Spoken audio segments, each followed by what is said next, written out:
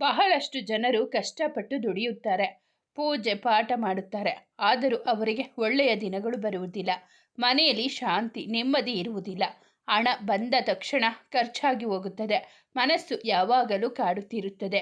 ಇಂತಹ ಸಮಯದಲ್ಲಿ ಜನರು ಹೊರಗಿನ ಕಾರಣಗಳನ್ನು ಹುಡುಕುತ್ತಾರೆ. ಆದರೆ ನಿಜವಾದ ಕಾರಣ ನಮ್ಮ ಮನೆ ಮತ್ತು ಜೀವನದ ಕೆಲವು ಸಣ್ಣ ಚಟಗಳೇ ಆಗಿರುತ್ತವೆ. ದಿನನಿತ್ಯದ ಜೀವನದಲ್ಲಿ ಸಾಮಾನ್ಯವೆನಿಸುವ ಈ ಸಣ್ಣ ವಿಷಯಗಳೇ ಕ್ರಮೇಣ ಮನೆಯ ಒಳ್ಳೆತನವನ್ನು ಕೊನೆಗೊಳಿಸುತ್ತದೆ. ಕೆಲವು ಚಟಗಳು ನಮ್ಮ ಪ್ರಗತಿಯನ್ನು ತಡೆಯುತ್ತವೆ ಮತ್ತು ಬಡತನವನ್ನು ಒಳಗೆ ಕರೆಯುತ್ತವೆ. ಈ ಚಟಗಳು ಮನೆಯ ಪವಿತ್ರತೆಯನ್ನು ಕೆಡಿಸುವುದರ ಜೊತೆಗೆ ಮನಸ್ಸಿನ ಸಮತೋಲನವನ್ನು ಹಾಳು ಮಾಡುತ್ತವೆ. ಇವುಗಳನ್ನು ಗುರುತಿಸಿ ಬಿಟ್ಟು ಬಿಡುವುದೇ ಸೌಭಾಗ್ಯದರಿಯಾಗಿದೆ. ಅದಕ್ಕೂ ಮುಂಚೆ ಸ್ನೇಹಿತರೆ, ವಿಡಿಯೋವನ್ನು ನೋಡುತ್ತೀರಾ, ಆದರೆ ಲೈಕ್ ಮಾಡುವುದನ್ನು ಮರೆಯುತ್ತೀರಾ? ದಯವಿಟ್ಟು ಒಂದು ಲೈಕ್ ಮಾಡಿ. ಲಕ್ಷ್ಮೀನಾರಾಯಣರ ಕೃಪೆ ನಿಮ್ಮ ಮೇಲೆ ಇರಬೇಕು ಎಂದು ಬಯಸುವುದಾದರೆ ಶ್ರೀ ಲಕ್ಷ್ಮೀನಾರಾಯಣ ನಮಃ ಎಂದು ಕಾಮೆಂಟಲ್ಲಿ ಬರೆಯಿರಿ. ಬನ್ನಿ ಸ್ನೇಹಿತರೆ, ಯಾವ ಚಟಗಳು ನಮ್ಮನ್ನು ಬಡವರನ್ನಾಗಿಸುತ್ತವೆ ಎಂದು ತಿಳಿಯೋಣ. 1. ಕಾಲನ್ನು ಎಳೆಯುತ್ತಾ ನಡೆಯುವುದು. ಕಾಲನ್ನು ಎಳೆಯುತ್ತಾ ನಡೆಯುವುದು ಆಲಸ್ಯದ ಚಟವಷ್ಟೇ ಅಲ್ಲ, ಇದು ಜೀವನದ ಗತಿಯನ್ನು ಕೆಳಗೆ ಎಳೆಯುತ್ತದೆ. ಇದು ಕೆಟ್ಟ ಶಕ್ತಿಯನ್ನು ಎಬ್ಬಿಸುತ್ತದೆ, ಮನೆಯ ವಾತಾವರಣವನ್ನು ಹಾಳು ಮಾಡುತ್ತದೆ. ಇದು ಮನಸ್ಸಿನ ಭಾರ, ಆತ್ಮವಿಶ್ವಾಸದ ಕೊರತೆ, ಚಿಂತನೆಯ ಜಡತೆಯನ್ನು ತೋರಿಸುತ್ತದೆ. ಇಂತಹವರ ಜೀವನದಲ್ಲಿ ಪ್ರಗತಿ ನಿಧಾನವಾಗುತ್ತದೆ, ಕೆಲಸಗಳಲ್ಲಿ ತೊಡಕು ಬರುತ್ತದೆ. ಉತ್ಸಾಹದಿಂದ ಶಕ್ತಿಯಿಂದ ನಡೆಯುವವರ ಸುತ್ತ ಸಕಾರಾತ್ಮಕ ಶಕ್ತಿ ಹುಟ್ಟುತ್ತದೆ, ಗುರಿಗಳನ್ನು ತಲುಪಲು ಸಹಾಯವಾಗುತ್ತದೆ. ಕಾಲನ್ನು ಎಳೆಯುವುದು ಸ್ವತಃ ಶಕ್ತಿಯನ್ನು ಕಡಿಮೆ ಮಾಡುತ್ತದೆ. ಬಡತನ, ಆಲಸ್ಯ, ಕೆಟ್ಟ ಹೆಸರನ್ನು ಕರೆಯುತ್ತದೆ. ಆದ್ದರಿಂದ ಕಾಲನ್ನು ಎಳೆಯುತ್ತಾ ನಡೆಯಬೇಡಿ. 2. ಕೊಳಕು. ಹೌದು, ಕೊಳಕು ಕೇವಲ ಮನೆಯ ಗೊಂದಲವಲ್ಲ, ಇದು ನಮ್ಮ ಒಳ್ಳೆಯ ಭಾಗ್ಯವನ್ನು ಕೆಡಿಸುತ್ತದೆ. ಮನೆಯಲ್ಲಿ ಸ್ವಚ್ಛತೆ ಇಲ್ಲದಿದ್ದರೆ ಮನೆಯಲ್ಲಿ ಶಾಂತಿ, ನೆಮ್ಮದಿ, ಸುಖ, ಸಮೃದ್ಧಿ ಹಾಳಾಗುತ್ತದೆ. ಆರೋಗ್ಯ ಕೆಡುತ್ತದೆ. ಬೆಳಗ್ಗೆ ತಡವಾಗಿ ಹಾಸಿಗೆ ಗೊಂದಲವಾಗಿರುವುದು, ಅಡುಗೆ ಮನೆಯಲ್ಲಿ ಕೊಳಕು ಪಾತ್ರೆಗಳು ರಾಶಿಯಾಗಿರುವುದು, ಮೂಲೆಗಳಲ್ಲಿ ಜೇಡರ ಬಲೆ, ಇವೆಲ್ಲ ಶಕ್ತಿಯು ನಿಂತು ಹೋಗಿರುವ ಸಂಕೇತಗಳು. ಕೊಳಕು ದುರದೃಷ್ಟ, ರೋಗ, ಬಡತನಕ್ಕೆ ಕಾರಣವಾಗುತ್ತದೆ. ಮನೆಯನ್ನು ದೇವಾಲಯದಂತೆ ಸ್ವಚ್ಛವಾಗಿಡುವವರ ಜೀವನದಲ್ಲಿ ಶಾಂತಿ, ನೆಮ್ಮದಿ, ಸಮೃದ್ಧಿ, ಸುಖ ಇರುತ್ತದೆ. ಸ್ವಚ್ಛತೆ ಇದ್ದಲ್ಲಿ ಆಶೀರ್ವಾದ ತಾನಾಗಿಯೇ ಬರುತ್ತದೆ. ಕೆಟ್ಟ ಶಕ್ತಿಗಳು ಒಳಗೆ ಬರಲಾರವು. 3. ಮನೆಯಲ್ಲಿ ಮುಳ್ಳಿನ ಸಸ್ಯಗಳನ್ನು ಇಡುವುದು. ಮನೆಯಲ್ಲಿ ಮುಳ್ಳಿನ ಸಸ್ಯಗಳನ್ನು ಇಡುವುದು ಅಲಂಕಾರವಲ್ಲ, ಇದು ಸುಖ ಶಾಂತಿಯನ್ನು ಕೆಡಿಸುತ್ತದೆ. ಮುಳ್ಳಿನ ಗಿಡಗಳಲ್ಲಿ ಮನೆಯಲ್ಲಿ ಇದ್ದರೆ ಸಂಬಂಧಗಳಲ್ಲಿ ಚುಚ್ಚುವಿಕೆ, ಚಿಂತನೆಯಲ್ಲಿ ಕಟುತನ, ಮನಸ್ಸಿನಲ್ಲಿ ಅಶಾಂತಿಯು ಬರುತ್ತದೆ. ಕಳ್ಳಿ ಗಿಡ, ಬಾಬುನಂತಹ ಸಸ್ಯಗಳನ್ನು ಒಳಗೆ ಅಥವಾ ಬಾಗಿಲ ಬಳಿ ಇಡುವುದು ಮನೆಯಲ್ಲಿ ಕಲಹವನ್ನು ಉಂಟು ಮಾಡುತ್ತದೆ. ಇವು ಸೌಂದರ್ಯವನ್ನು ಕೆಡಿಸುತ್ತವೆ. ಒಳ್ಳೆಯ ಸಸ್ಯಗಳಾದ ತುಳಸಿ, ಮನಿ ಪ್ಲಾಂಟ್, ಸುಗಂಧದ ಹೂವಿನ ಗಿಡಗಳನ್ನು ಇಡಿ. ಇವು ಶಾಂತಿ, ಪ್ರೀತಿ, ಸಮೃದ್ಧಿಯ ಸಂದೇಶವನ್ನು ಕೊಡುತ್ತವೆ. ಆದ್ದರಿಂದ ಮುಳ್ಳಿನ ಸಸ್ಯಗಳನ್ನು ಇಡಬೇಡಿ.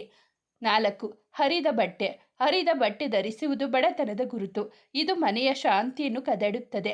ಹರಿದ ಬಟ್ಟೆ ಧರಿಸಿದಾಗ ಕೆಟ್ಟ ಶಕ್ತಿಯು ಸಕ್ರಿಯವಾಗುತ್ತದೆ. ಇದು ಆತ್ಮಗೌರವವನ್ನು ಕಡಿಮೆ ಮಾಡುತ್ತದೆ. ಲಕ್ಷ್ಮೀ ದೇವಿಯು ದೂರವಾಗುತ್ತಾಳೆ. ಉದ್ದೇಶಪೂರ್ವಕವಾಗಿ ಹಳೆಯ ಹರಿದ ಬಟ್ಟೆ ಧರಿಸುವರು ತಮ್ಮ ಭಾಗ್ಯವನ್ನೇ ಕಳೆದುಕೊಳ್ಳುತ್ತಾರೆ. ಇದು ಆಲಸ್ಯ, ಕೆಲಸದ ಕೊರತೆ, ದುರದೃಷ್ಟವನ್ನು ಕರೆಯುತ್ತದೆ. ಸ್ವಚ್ಛ ಹೊಸ ಬಟ್ಟೆ ಧರಿಸುವವರಿಗೆ ತೇಜಸ್ಸು ಬರುತ್ತದೆ. ಜೀವನದಲ್ಲಿ ಒಳ್ಳೆಯ ಮಾರ್ಗಗಳು ತೆರೆದುಕೊಳ್ಳುತ್ತವೆ. ಆದ್ದರಿಂದ ಎಂದಿಗೂ ಹರಿದ ಬಟ್ಟೆ ಧರಿಸಬೇಡಿ. 5. ಉಗುರನ್ನು ಕಡಿಯುವುದು. ಉಗುರನ್ನು ಕಡಿಯುವುದು ಕೇವಲ ಕೆಟ್ಟ ಚಟವಲ್ಲ, ಇದು ಶಕ್ತಿ ಮತ್ತು ವ್ಯಕ್ತಿತ್ವವನ್ನು ದುರ್ಬಲಗೊಳಿಸುತ್ತದೆ. ಇದನ್ನು ಮಾಡುವವರು ತಮ್ಮ ಭಾಗ್ಯವನ್ನೇ ಕಳೆದುಕೊಳ್ಳುತ್ತಾರೆ. ಉಗುರುಗಳು ಆತ್ಮಬಲ, ಸೌಭಾಗ್ಯಕ್ಕೆ ಸಂಬಂಧಿಸಿವೆ. ಉಗುರನ್ನು ಕಡಿಯುವುದರಿಂದ ಆತ್ಮವಿಶ್ವಾಸ, ಸೌಂದರ್ಯ ಕಡಿಮೆಯಾಗುತ್ತದೆ. ಇದು ಮನಸ್ಸಿನ ಅಶಾಂತಿ, ಅಭದ್ರತೆಯ ಸಂಕೇತ. ಪೂಜೆ ಅಥವಾ ಒಳ್ಳೆಯ ಕೆಲಸದ ವೇಳೆ ಉಗುರನ್ನು ಕಡಿಯುವುದು ಕೆಟ್ಟದು, ಏಕೆಂದರೆ ಇದು ಶುದ್ಧತೆಯನ್ನು ಕೆಡಿಸುತ್ತಿದೆ. ಸಂಯಮ, ಸ್ವಚ್ಛತೆ ಮನಸ್ಸಿನ ಸ್ಥಿರತೆ, ಸೌಭಾಗ್ಯದ ಆಧಾರ. ಆದ್ದರಿಂದ ಉಗುರನ್ನು ಕಡಿಯಬೇಡಿ. 6. ಪಕ್ಷಿ ಪ್ರಾಣಿಗಳಿಗೆ ಆಹಾರ ಕೊಡದಿರುವುದು. ಹಸಿದ ಜೀವಿಗಳಿಗೆ ಆಹಾರ ಕೊಡುವುದು ಒಳ್ಳೆಯ ಕೆಲಸ. ಯಾರು ಪಕ್ಷಿ ಪ್ರಾಣಿಗಳಿಗೆ ಆಹಾರ, ನೀರು ಕೊಡದಿರುವರೋ ಅವರ ಮನೆಯ ಒಳ್ಳೆಯತನ ಕಡಿಮೆಯಾಗುತ್ತದೆ. ಒಂದು ಜೀವಿ ಆಹಾರಕ್ಕಾಗಿ ಬಂದು ಖಾಲಿಯಾಗಿ ಹಿಂತಿರುಗಿದರೆ ಇದು ಮನೆಯ ಆಶೀರ್ವಾದವನ್ನು ಕೊಂಡೊಯ್ಯುತ್ತದೆ. ಗುಬ್ಬಚ್ಚಿ, ಕಾಗೆ, ಗೋವು ಇವೆಲ್ಲ ಪ್ರಕೃತಿಯ ದೂತರು. ಇವರಿಗೆ ಕರುಣೆ ತೋರಿಸುವುದು ಸೌಭಾಗ್ಯದ ಬಾಗಿಲನ್ನು ತೆರೆಯುತ್ತದೆ. ಬೆಳಗ್ಗೆ ಸ್ವಲ್ಪ ಧಾನ್ಯವನ್ನು ತಾರಸಿ ಅಥವಾ ಅಂಗಳದಲ್ಲಿ ಹಾಕಿದರೆ ಮನೆಯಲ್ಲಿ ಕರುಣೆ, ಶಾಂತಿ, ನೆಮ್ಮದಿ, ಒಳ್ಳೆಯ ಶಕ್ತಿ ದೊರೆಯುತ್ತದೆ. ಕೊಡುವ ಕೈಗೆ ಸೃಷ್ಟಿಯ ಕೃಪೆ ಸುರಿಸುತ್ತದೆ. 7. ಕಸದ ಬುಟ್ಟಿಯನ್ನು ಹೊರಗೆ ಇಡುವುದು. ಮನೆಯ ಕಸವನ್ನು ಹೊರಗೆ ಇಡುವುದಿರುವುದು ಅಥವಾ ಬಾಗಿಲ ಬಳಿ ಇಡುವುದು ಕೊಳಕನ್ನು ಮಾತ್ರವಲ್ಲ, ಬಡತನವನ್ನು ಕರೆಯುತ್ತದೆ. ಕಸವು ಒಳ್ಳೆಯ ಶಕ್ತಿಯ ಪ್ರವೇಶಕ್ಕೆ ತಡೆಯಾಗುತ್ತದೆ.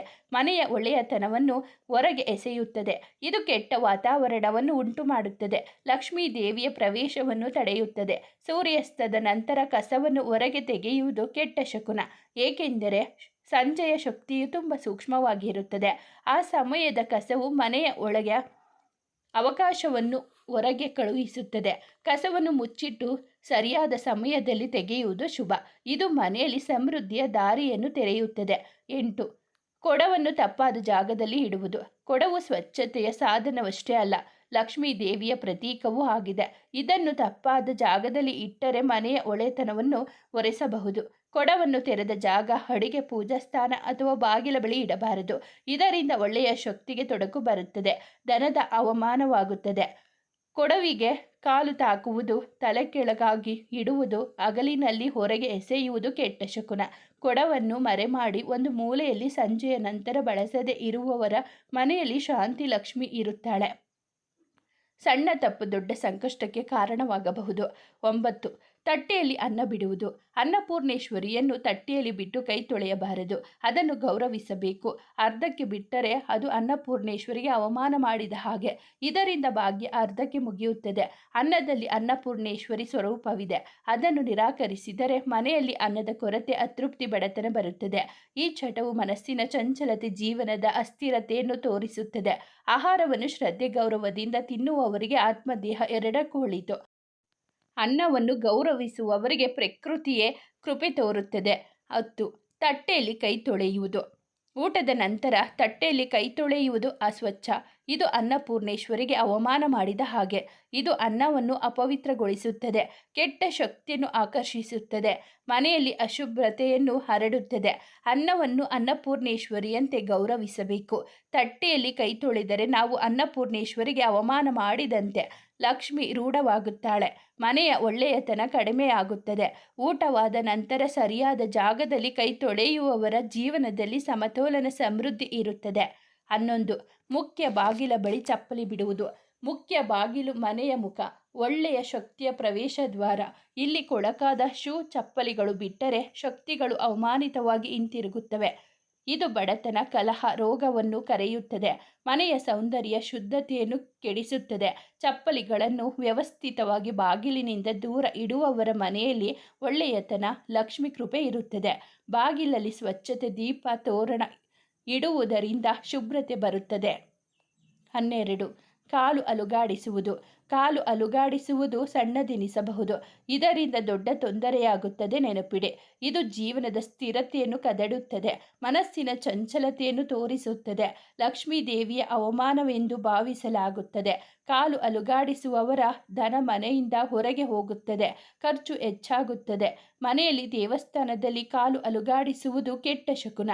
ಇದು ಶಕ್ತಿಯ ಶಾಂತಿಯನ್ನು ಕೆಡಿಸುತ್ತದೆ. ಪೂಜೆ, ಧ್ಯಾನಕ್ಕೆ ತೊಂದರೆಯಾಗುತ್ತದೆ.